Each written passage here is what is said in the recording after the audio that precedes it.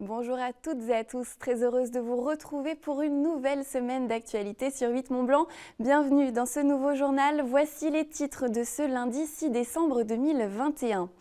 12 500 voitures l'empruntent chaque jour. Le passage à niveau de Vivier du Lac va bientôt disparaître. C'est l'un des plus dangereux de France selon la SNCF. Nous verrons un reportage de Lucas Ruche.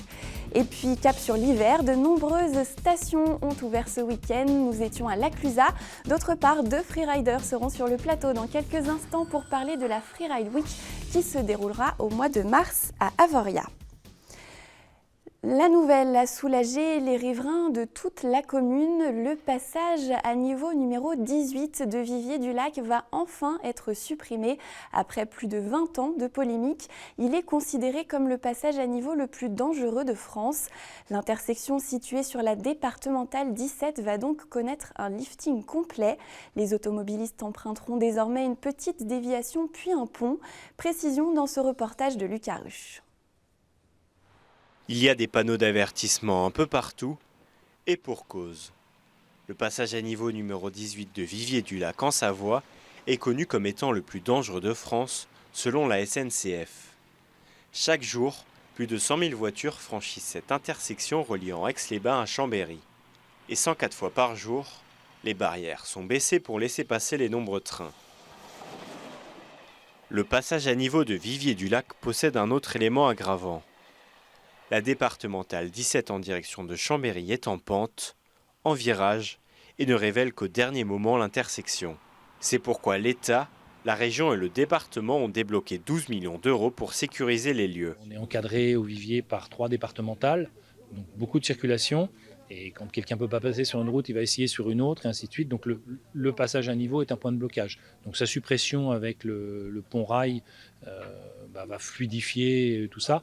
À nous, après commune, et avec le département, de gérer ce flux rendu fluide et non pas bloqué et accidentogène comme il l'est actuellement.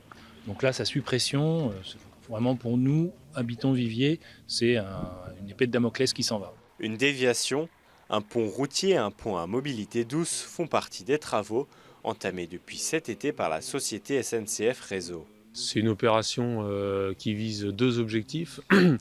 D'une part, la sécurisation du franchissement du croisement des 2 infrastructures que sont la départementale 17 et la voie ferrée, mais également la fluidification de ce croisement. Les autres solutions de sécurisation, à part la suppression du passage à niveau, elles répondaient ni à l'un ni à l'autre des enjeux. Donc finalement, la solution retenue de suppression du passage à niveau avec la déviation par une voirie neuve et des ouvrages neufs est celle qui s'est imposée au fil du temps. La suppression finale de ce passage à niveau et la fin des travaux est prévue pour l'automne 2022.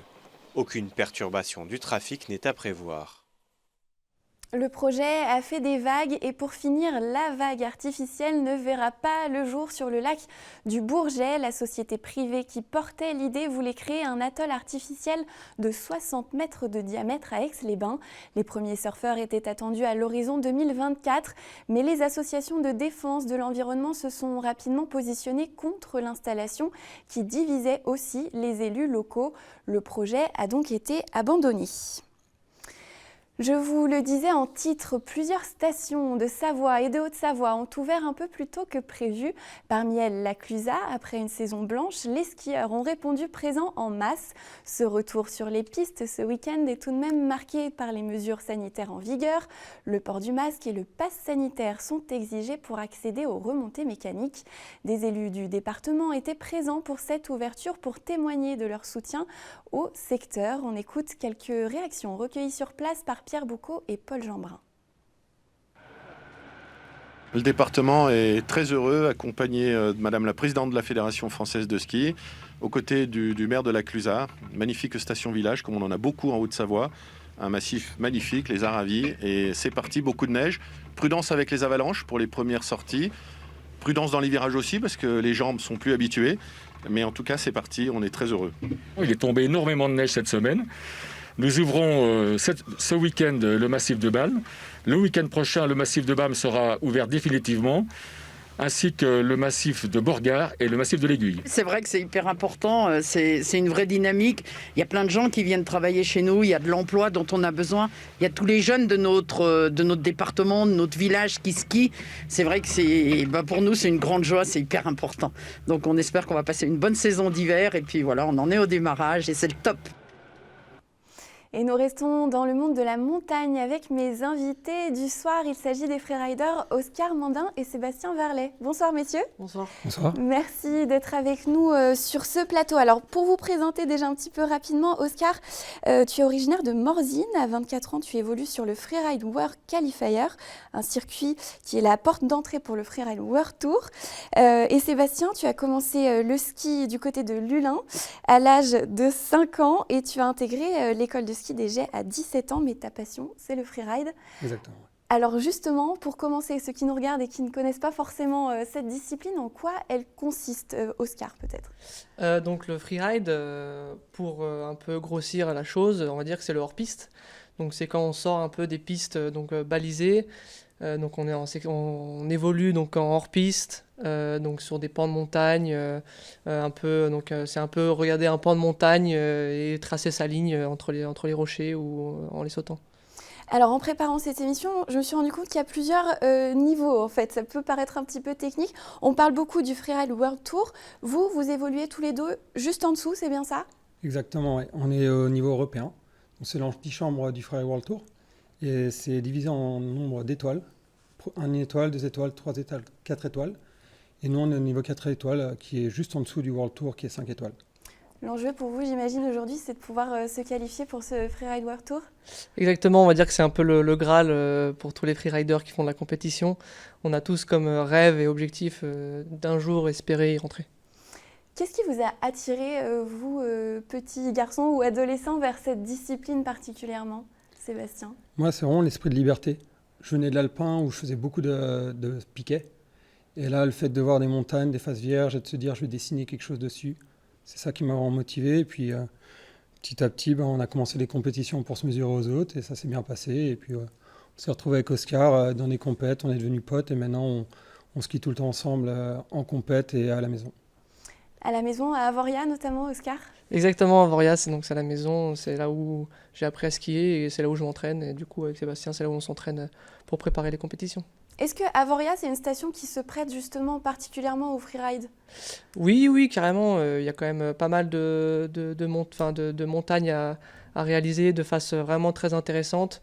C'est sûr qu'on en parle un peu moins que des grosses stations qui sont pas très loin. Mais c'est vrai que nous, il y a vraiment de quoi faire et on s'entraîne tout l'hiver dessus. Donc ça prouve que ça s'y prête. Ouais. Et vous êtes ici pour nous parler particulièrement d'un événement qui va se passer justement à Avoria, la Freeride Week, organisée par Evolution 2. En quoi consiste l'événement?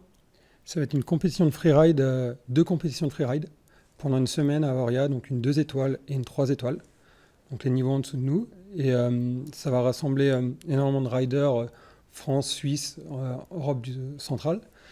Et ils vont venir essayer de gagner des points pour justement monter en Coupe d'Europe et pourquoi pas après monter en Coupe du Monde. Vous êtes tous les deux les ambassadeurs de cet événement. Pourquoi c'est important pour vous de porter aussi cet événement? Je pense qu'on est tous les deux très très fiers d'avoir des compétitions de freeride à la maison, à Avoria. Et je pense que c'est important aussi pour nous d'en parler, d'en faire la promotion, d'inviter le maximum de personnes à y participer. Et ça permet aussi à l'événement pourquoi pas de se développer. Et si tout marche bien, pourquoi pas plus tard se développer dans le sens où ils pourront pourquoi pas faire une 4 étoiles ou ainsi de suite, quoi. Donc voilà. Sébastien, c'est surtout un copain qui organise la compète, alors aussi, ouais. Il est là, il est derrière, il se monte pas, mais c'est surtout lui qui fait tout et nous on est là surtout pour l'aider et l'accompagner. Qu'est-ce qu'on va pouvoir voir si on se promène à Avoria au mois de mars, parce que la compétition sera au mois de mars? Est-ce que le grand public peut quand même apercevoir des choses ou c'est quand même réservé aux spécialistes?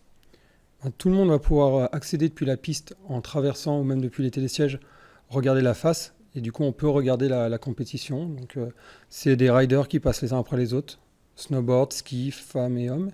Et du coup tu peux t'arrêter 10-20 minutes, voir toute la compétition. Et il y aura aussi quelques animations au pied de la face, il y aura aussi à manger, il me semble, à boire. Voilà, ça va être vraiment un endroit, en fait, c'est un peu à l'endroit de l'arrivée. C'est là où tous les riders arrivent les uns après les autres, on peut discuter avec eux, échanger, même les riders souvent ils échangent entre eux. Et ça va être un peu l'endroit où il va y avoir un peu les spectateurs qui vont se mélanger avec les riders. Ça va être, je pense, super sympa et puis c'est quand même intéressant à voir quand on n'en a jamais vu. Est-ce que vous avez participé un petit peu à l'organisation, l'élaboration de la compétition? On sait que l'endroit, c'est important aussi, le choix de la face, de la montagne. Vous avez participé à tout ça? Ouais, on a eu beaucoup de conversations pour trouver une face adaptée au niveau, qui est aussi pas trop dangereuse. Les risques sont là, mais il faut les limiter un maximum. Donc on essaie à travers tous ces inconvénients, de trouver la face qui se prête le mieux pour la compétition. Donc vous, là, vous êtes ambassadeur, vous ne prenez pas part à la compétition parce que vous êtes un niveau au-dessus. Est-ce qu'il y a quels sont un petit peu vos objectifs justement pour cette saison? Donc nous, comme donc Sébastien et moi, pour la saison d'hiver, nos objectifs, c'est donc les 4 étoiles. Donc ça va être de faire un maximum de points pour accéder justement à l'objectif du Freeride World Tour. Donc c'est vrai que des événements comme ça, on peut y participer, on va dire un peu en bonus si on souhaite un peu profiter ou quoi que ce soit. Mais là, comme a dit Sébastien, on va surtout profiter pour aider à l'organisation. Sébastien qui a les prérequis pour être juge, peut-être qu'il jugera aussi également. Donc voilà, les objectifs donc pour notre hiver sont différents de ceux de cet événement. Ouais. Pas d'inquiétude, alors on ne peut pas parler pour le mois de mars, mais on sait que le contexte là est un petit peu compliqué. On voyait à l'instant qu'on retrouve finalement nos stations, on touche du bois, on espère que ça va durer. Vous êtes confiant, les compétitions en tout cas pourront avoir lieu normalement pour vous cette saison? On croise les doigts, ouais. On espère, hein, ça c'est des choses que depuis 1 an et demi on vit au jour le jour et on va continuer, mais en faisant comme si tout allait avoir lieu et en mettant le maximum d'énergie pour que ça arrive et puis on verra bien. Est-ce que vous avez déjà des noms des participants qui vont pouvoir être là à Avoria en cette fin de saison? Parce que ça sera plutôt sur la deuxième partie d'hiver. On va dire que le nombre de participants et les personnes qui viennent, on ne va pas forcément les connaître, mais je pense qu'il va y avoir beaucoup de locaux de la vallée qui ont pu faire ou pas encore fait des compétitions de freeride et qui veulent s'y intéresser, s'y mettre, pourquoi pas. Je pense pas mal des stations aux alentours, des freeriders qui vont venir pour cet événement, ou même des Suisses, ou ainsi de suite. Ouais. Puis on va sûrement inviter des copains qui rident très bien, comme son frère, Jules Mandin, qui est un très bon skieur et qui fait pas forcément de compète, mais là il a plus le choix, maintenant il va devoir la faire. Avoir un grand frère qui est déjà dans le milieu, c'est inspirant aussi, j'imagine. Ah bah oui, c'est lui qui m'a montré la voie. Donc à l'époque, quand on était plus jeunes, on faisait tous les deux du freestyle. C'est lui qui est parti en premier vers le freeride et c'est moi, donc je l'ai suivi, il m'a montré la voie. J'ai beaucoup eu de chance d'évoluer à ses côtés parce que quand on a un grand frère, la différence d'âge fait qu'il est plus fort en niveau techniquement, donc on se bat pour essayer de le rattraper un petit peu. Donc on va dire que j'ai eu un très gros avantage à ce niveau, ça c'est sûr et certain. Merci beaucoup à tous les deux, en tout cas, d'être venus nous parler de cette Freeride Week. J'ajoute qu'un live au moins sera à retrouver sur 8 Mont Blanc pour suivre un petit peu ce qui se passera. Donc ce sera fin mars dans la station d'Avoria. Merci beaucoup et bonne saison à vous. Merci beaucoup. À bientôt. Et on va continuer à parler ski. Fondé en 1938, le ski club de Saint-Nicolas-de-Véros va entrer dans une nouvelle ère. Installé depuis plusieurs décennies dans un ancien local réservé aux pompiers, la structure et sa 50aine de licenciés vont dorénavant pouvoir profiter de locaux flambant neufs. Une nouvelle configuration rendue possible grâce à Vincent Gombaud, propriétaire de plusieurs hôtels et financeur du projet. Ce nouvel outil fait partie d'un vaste programme de restructuration du village. Pierre Boucaud et Paul Jeanbrun ont recueilli des réactions lors de l'inauguration des locaux samedi. Je vous propose de les écouter. C'est une vraie avancée parce que ça veut dire qu'on conserve à Saint-Nicolas-de-Véros, dans un petit village, eh bien, on assure la pérennité d'une association, on assure la pérennité d'une activité, on assure aussi que des enfants vont pouvoir continuer leur sport. Et ça, c'est merveilleux, c'est du gagnant-gagnant. C'est pas un partenariat public-privé puisque c'est M. Gombaud et la famille Gombaud qui a payé entièrement cette reconstruction, mais c'est magnifique pour les enfants, pour le ski club et pour le village de Saint-Nicolas. C'est la meilleure façon pour redonner vie rapidement à à tout un village, à toute une communauté, 80 emplois à Saint-Nicolas. Quand j'étais petit, je me rappelle, les gens descendaient de Saint-Nicolas pour aller travailler à la vallée. Et là, mon grand plaisir, c'est que je fais monter des gens de la vallée pour venir travailler à Saint-Nicolas.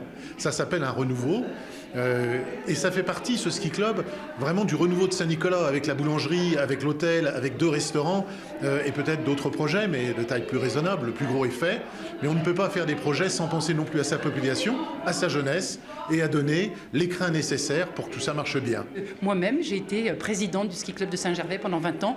Donc c'est une séquence d'émotion, puisque finalement, on voit combien la tradition accompagne la modernité. Les gens passent, mais après se renouvellent. Mais finalement, l'âme du village de Saint-Nicolas est poursuivie et va se moderniser grâce à des personnes comme Monsieur Gombaud. Un dernier mot de sport avant de refermer ce journal. Les biathlètes françaises ont fait sensation ce week-end en Coupe du Monde. Dans le froid suédois d'Östersund, elles ont survolé le relais féminin. Anaïs Bescon, Anaïs Chevalier-Bouchet, Julia Simon, Justine Breza-Bouchet se sont imposées avec presque 1 minute d'avance devant les Biélorusses et les Suédoises. Chez les hommes, le Grenoblois Émilien Jacquelin a terminé 3e de la poursuite ce dimanche également. Le double champion du monde en titre de la spécialité a été devancé par Vetle Christiansen et Sébastien Samuelsson. Le Morzinois Antonin Guigona s'est lui hissé aussi dans le top 10. Et c'est la fin de ce journal. Merci à toute l'équipe pour sa préparation. Merci pour votre fidélité à l'information sur 8 Mont Blanc. Dans un instant, vous retrouvez le bulletin météo de Thierry Paulme. Et juste après, place à un panorama inédit. Emmanuel Jaude nous emmène cette semaine à la rencontre des nouveaux nomades du marché d'Annecy. Ce premier épisode est consacré au café et aux cookies. Je vous retrouve demain pour un nouveau journal. D'ici là, prenez bien soin de vous. Bonne soirée sur notre antenne.